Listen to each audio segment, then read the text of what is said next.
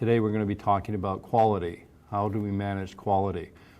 One of the brilliant concepts in the balanced scorecard that Norton Kaplan put together was the recognition that an organization's success is far more than financial.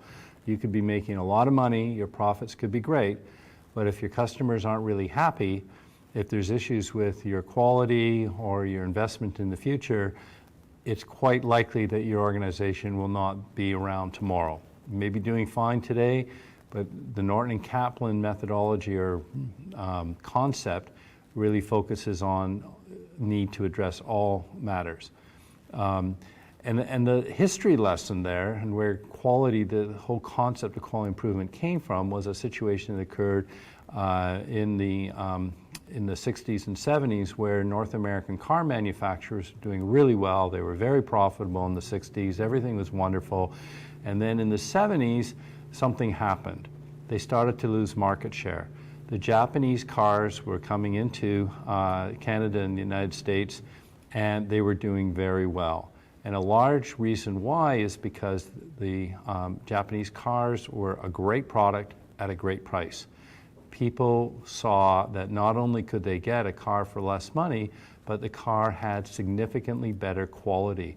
It lasted longer, it performed better.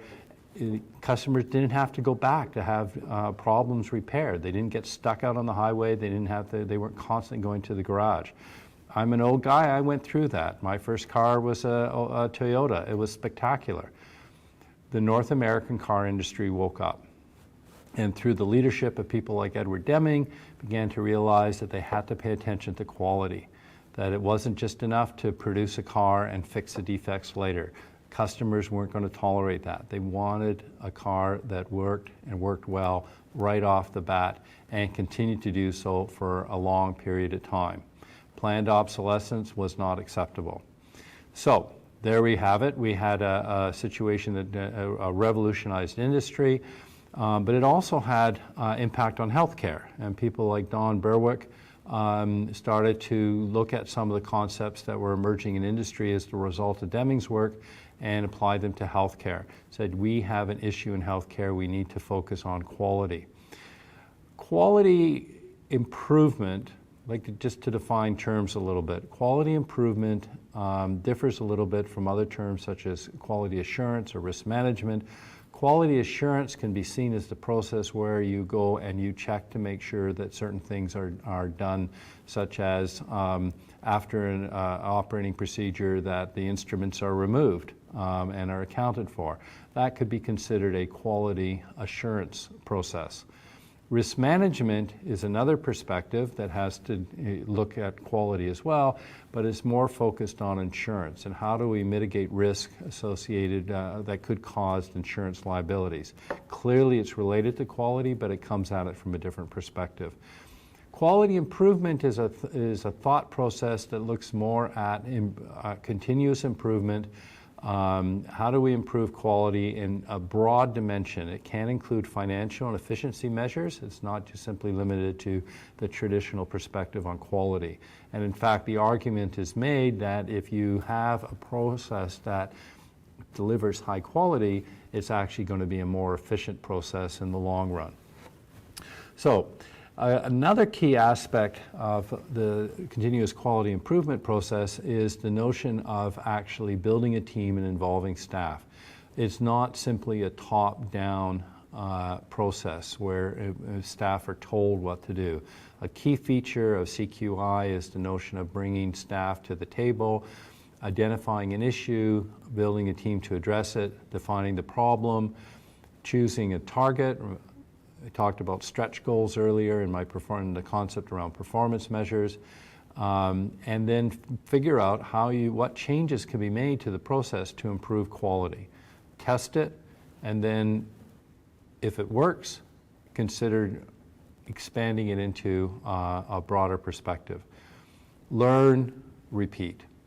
So that's kind of the essence of a CQI process. It's been widely adopted in hospitals, but what's now happening more is there's other, I'll call them adaptations, but I think there's been some thinking that's now taken CQI and it's developed it further. And so specifically what I'm referring to is Lean, which is more oriented towards process improvement, and Six Sigma. One of the key attributes of all these approaches is to look specifically at root cause analysis, to look at the systems. It's not simply about an employee that makes a mistake. So for example, if a nurse makes a medication error, yes, the nurse may have made an error, but the focus shouldn't simply be on a disciplinary matter, that nurse made a mistake. One of the key insights that the quality assurance processes bring, or quality improvement processes bring, is to look at it more from a root cause analysis perspective. What are the elements in the system that contributed to the mistake? And how can we look at the system to prevent mistakes, improve quality, improve patient safety? So that's a key message in all of the systems that we look at. So a few words about Lean, first of all, and then I'll speak about Six Sigma. So Lean is a little different process. I'd still consider it part of a generic quality improvement process, but it speaks more specifically to eliminating waste. That's a key part of Lean thinking, is what is identifying the value stream from the perspective of the customer and looking for opportunities to eliminate waste. So, when one looks at it from the perspective of the customer, you're asking, the key question, well, what's important to the customer or to the patient? What is really important to them, as opposed to looking at other matters? And in that way, you can start to look at where there might be opportunities to eliminate waste.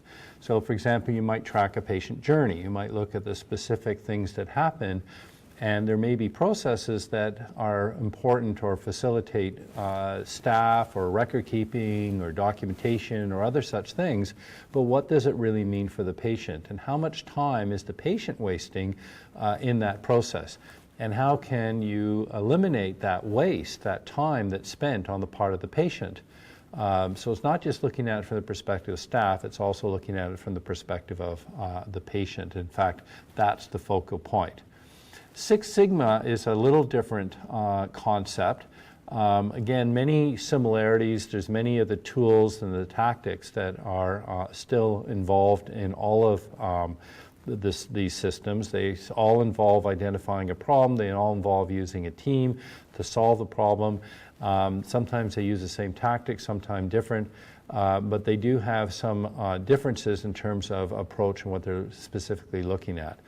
Six Sigma is looking at the notion of what are the things that the customer, the attributes or things that are most important to the customer, and what are, and the notion of defects. What happens if you fail to deliver what the customer wants? And specifically when we speak about defects, Six Sigma talks about the statistical variation, if you will. The Six Sigma, that's what it comes from, is a reflection of the variability of defects. And if you have, if you're at the Six Sigma level, you have many fewer defects than you do if you are at, say, Three Sigma. And what's profound is that, and the reason why Six Sigma is very important, particularly in manufacturing, is that while a small number of defects, a small percentage of defects may not appear to be a major issue if you're only doing 50 or 60 of something. However, if you're doing hundreds of thousands of a product or a procedure, you can now find yourself with many thousands of defects. And by moving towards this concept of Six Sigma, what you're really trying to do is say, wait a minute, we need to actually really reduce our defects to the point where they're almost non-existent.